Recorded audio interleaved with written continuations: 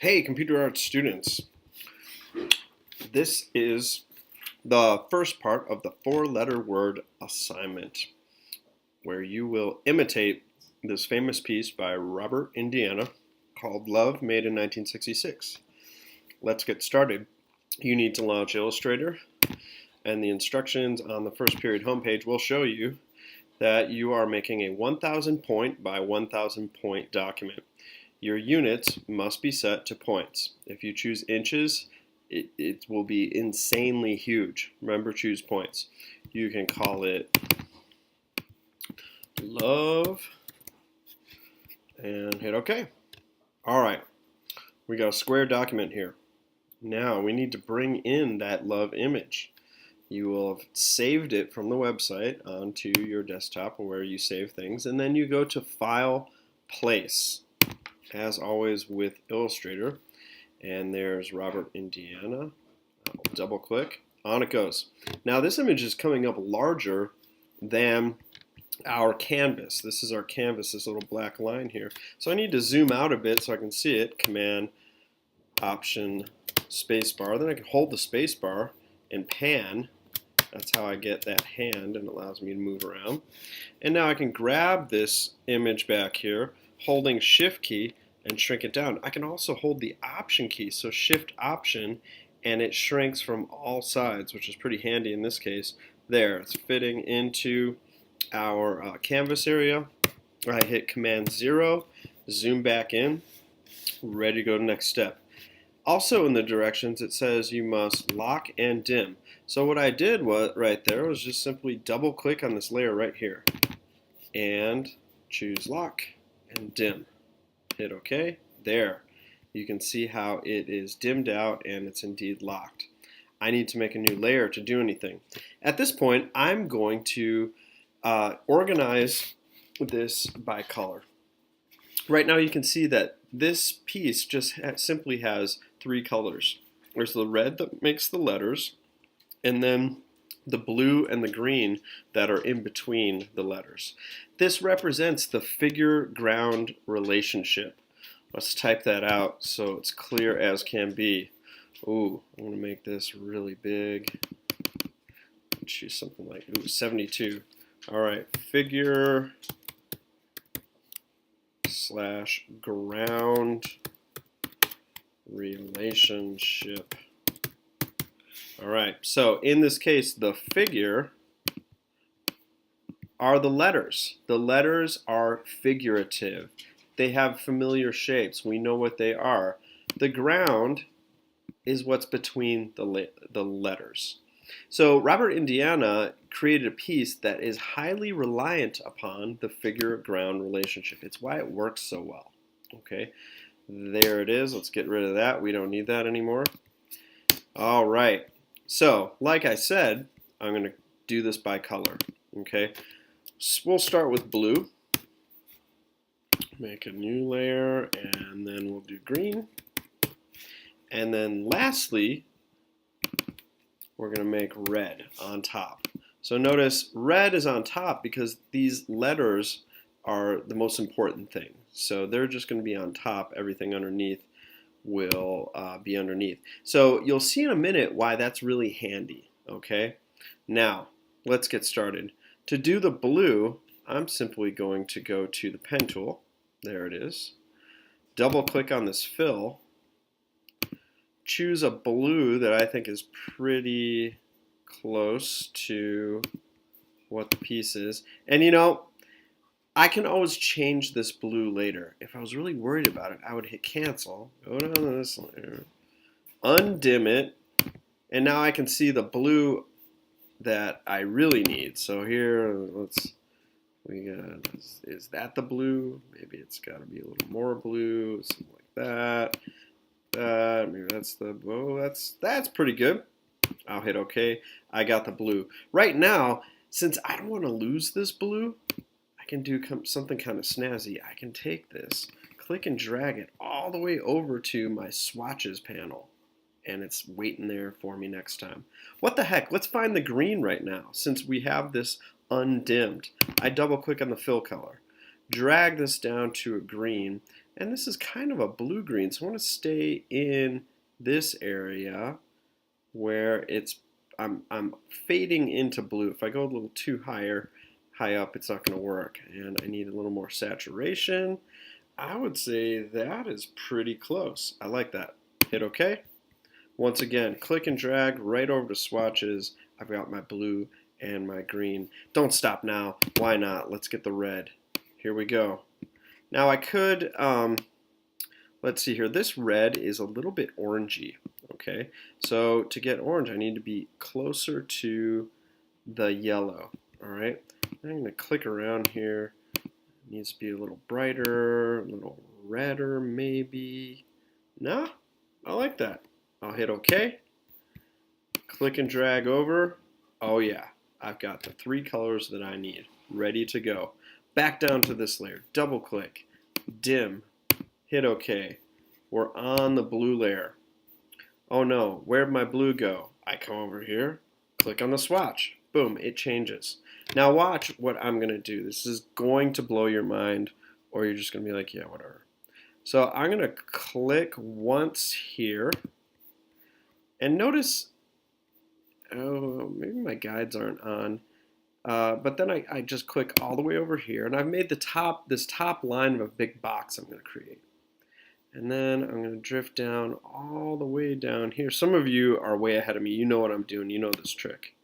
Oh, dear, I can't see anything. Now, if this troubles me, I could always swap the fill for the stroke. Notice, if I have it on fill, it's just filling as I make this thing, which is distracting. If I swap it to a stroke temporarily, it's just the lines out here. Okay, so I was right here. I need to go all the way out here. That'll work. And then I close it up. Remember, you get that little and it's closed. Okay, I've got my blue shape. All right, next we are going to go to green. All right, I'm going to lock this layer for now, so we don't have to worry about it. And now I need my green, so I click on the green color, and it put it in as a fill. I'm going to switch this, and then click on my fill once and choose none, because really what I want is this green. Okay, so on my green layer, what do I need? I need green here, here, here. And a lot of you already have figured out what I'm doing. I don't need to be all that careful about the colors that are underneath the red. The red is going to take care of everything else, if that makes sense. Okay? Now, it could be that I choose a different route. You know, there's so many ways to do this, and you already know this program. So, you know, I challenge you to build it the way that you think it makes most sense. All right, notice over here I'm clicking all the way down to this corner, and I think I'm going to go to here, and then I'm going to go all the way up here and finish that shape. Okay, so I've got 2 shapes on this layer. Now I need to get this part of the green, so I'm just tracing around to here, and here, and here. Boom. There we go. I've got green. All right. Now, I'm going to lock this. Actually, I'm going to unlock this and show us where we're at so far. So on the blue, I have the blue selected. It's not locked. I'm going to go up to my selection tool, click once, and click once. There, I have it selected. I'm going to switch this to fill for the moment. Okay, there's the fill. Okay, now I'm going to unlock the green. Come up here, I'll lock the blue. And I'm going to hit Command A and select all. So the only thing I can select right now is stuff that's on the green layer. I'm going to switch it to fill. Okay, so you can see I've got all these background fills ready to go for me to do the letters. Okay, so I'm going to lock these and I'm going to turn them off. I don't need them anymore. I just need to look at the red letters on this layer. All right, here we go. This is the fun part. Because I'm old, I have to zoom in and see up close what I'm looking at. All right. Now, I need my red color, so I'm going to come over here and click on the red. Okay, I have a red fill. Let's switch to a stroke. And this stroke's kind of hard to see. I'm going to make it weighty. So we have a 5-point stroke. I go to the pen tool, and we're going to review on this pen tool. Okay, I'm going to start up on this corner, and before we keep going, I'm going to go to View, and let's go to Smart Guides. I want Smart Guides on. All of you will already have Smart Guides on. Okay, so I'm finding this corner right here. I click once, and then I hover down. Notice, ooh, the Smart Guide tells me when I am perfectly vertical, which is important here. We don't want to be cattywampus, okay? I've clicked there. Right away, I can tell, you know what? This stroke is a little too big. So let's, you know what, 3, that's plenty. I'm back to the pen tool. I click on this point. I'm ready to keep going. Okay, now notice I have a straight line here, and then the curve begins right about there. So I click, all right, and then I have not clicked. I'm not clicking and holding. Remember, if this happens, what's going on? You've done it wrong. Hit Command Z and start back here. Click on this anchor, and now you're ready to hover all the way down to the end of the curve. Okay, I'm right there at the end of the curve. I click and hold the mouse button and drag down the letter. I go down the letter. Notice my cursor is down here even though there's a part of the handle that's going up. When I get the perfect curve, just like that, I let go. All right? Now, it's a good habit to always kill the handle. So I go back to the anchor that I just made and I click on it and it kills that handle. All right. Now I'm going to hit the space bar and hover down and count on my Smart Guide. Ooh, there's my Smart Guide. It's telling me I'm going perfectly vertical. I think the curve is starting right about here. I click, got a perfectly vertical line. I hover down to the end of the curve right about there. I click, hold the button down, and drag in the direction of the line. So see, this is where I'm at. I just let the letter tell me where to go. And I keep going and I keep going until that curve looks just about right. I think that is looking pretty darn good right there. Excellent. Then I click on this anchor, kill the handle, and then I go to this one, and notice I'm looking for those Smart Guides, and there, perfect. Now I can go down here, and now I'm just going to be quiet and crank this out. See if that maybe helps you. Kill it, spacebar. Look at that, long, oh my gosh, I'm going on. I can even go off the page. And notice you can't even see where it started. Have faith. There's the end, click, it's made it. Okay, go over here, Smart Guide, click. Okay, pan, holding the space bar. All right, where's my curve begin? Here we go. Right there. Where's my curve end? Right about there. Click, hold, drag. Follow the letter away from that anchor you've created. Ooh, that's looking pretty good. I'm actually going to go a little further so that I get a smoother transition. Boom. Kill it. Now, I am going to give you an option to not get too ahead of yourself, okay? So this is what this looks like, okay? I can decide that I'm just going to finish this shape right now and I'll add more on top of it later, all right? So I could hover up here, and I'm going to zoom in so I can see, and okay, I'm going to cut it short here, and then I know I've got this, Smart Guides, thank you, spacebar, and you might think to yourself, okay, why is he cutting out early? In fact, watch this. I can just go right to maybe here and here, because I really want to make it back to my origin. I don't want to get too lost in the complexity of this shape where I mess things up. And notice now, why can't I see my Smart Guides? I don't know. Let's try adding those Smart Guides again. Okay, click on that. And I will have to restart the program because my Smart Guides are not showing up. there. I don't, it's very strange. Okay, I hover to the end of this, click, hold, drag, get that nice curve, just like that maybe. Kill it. Here we go. Here we go. And I'm back to closing it up. Okay, I stopped early because at some point I'm just going to mess this up. It's going to get weird, all right? Now I can flip this to a fill, and you'll notice that I lost the blue in here. What am I going to do about that? Well, there are a number of things. Because this is going to come up for you no matter what you do, I'm going to show you how to resolve it, all right? Switch this back to a stroke so I can see what I'm doing. And then I'm going to draw another shape, okay? Now, I need to make sure I'm not messing with this one that's already selected, so I hold the Command key and click once, it deselects, all right? Now, I'm going to start with this little arrow shape, or maybe it's a spade shape, and I click once and click over here, and then I hover to the end of the curve, click, hold, drag down the line of the letter, let go, kill it, all the way down to the point, all the way up to the beginning of the curve, and watch this, I can try to line it up with that one if my smart guides were working well.